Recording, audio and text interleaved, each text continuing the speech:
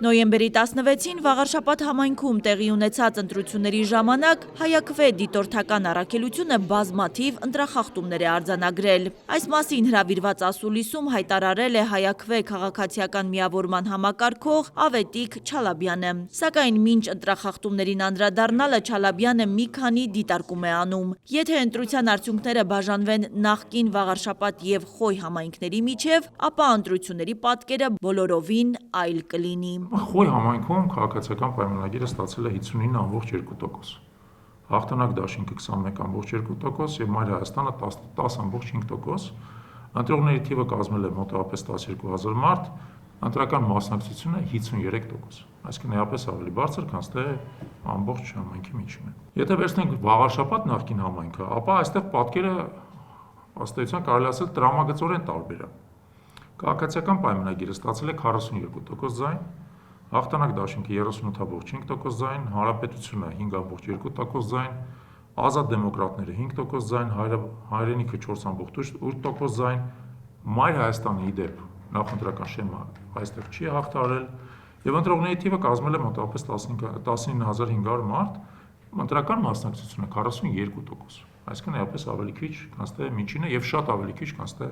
Խոյ համայնքում։ Փաստացի նախկին Վաղարշապատ համայնքում ընտրությունների պատկերը էապես տարբերվում է նախկին Խոյ համայնքում ընտրությունների պատկերից, ասում է Չալաբյանը։ Սակայն, որը շատ կարևոր է, ընտրությունների արդյունքը կանխորոշվել է Խոյ համայնքում ձայների բաշխմամբ եւ ավելի բարձր ընտրական մասնակցությամբ, էապես ավելի բարձր ընտրական մասնակցությամբ։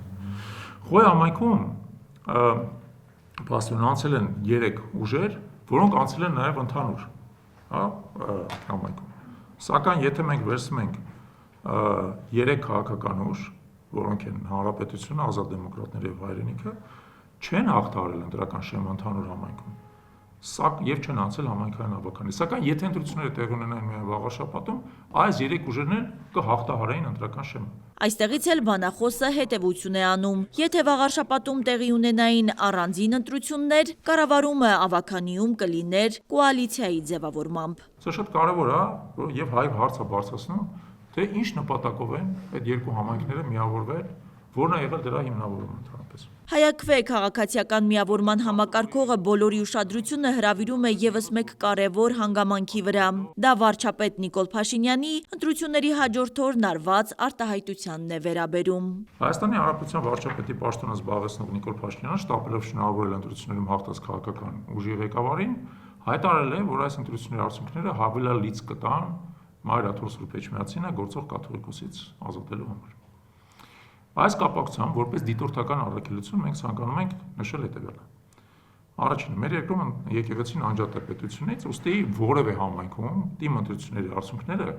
որևէ կերպ չեն կարող անդրադառնալ եկեղեցու ներքին կազմակերպման վրա, որևէ կերպ չեն կարող անդրադառնալ։ Ըստ էության դա Սահմանադրության 17-րդ կետի խախտում է, որը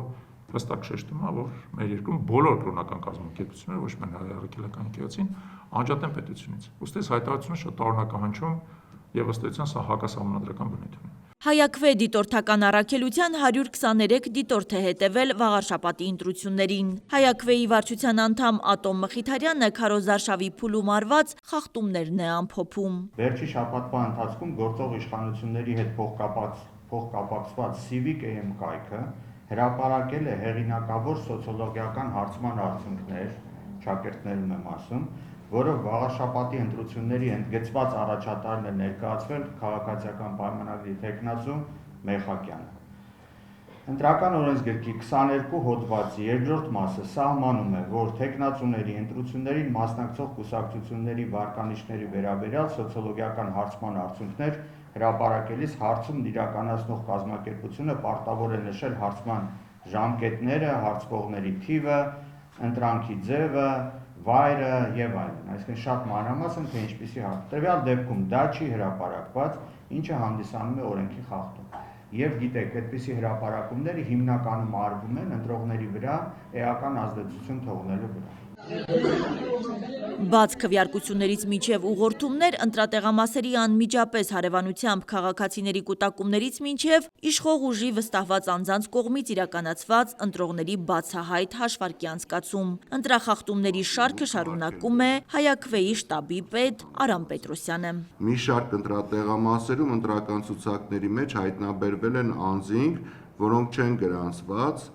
և չեն բնակվում այդ հասցեներում, այլ դեպքերում անձինք, որոնք գրանցված և բնակվում են կոնկրետ հասցեում, չեն կարողացել հայտնաբերել իրենց անունները ցուցակներում։ Հին ու բարի ճակերտավոր ասած, էլի դեպք գրանցվեց վերջի ժամանակահատվածում, երբ որ երկու ընտրատեղամասում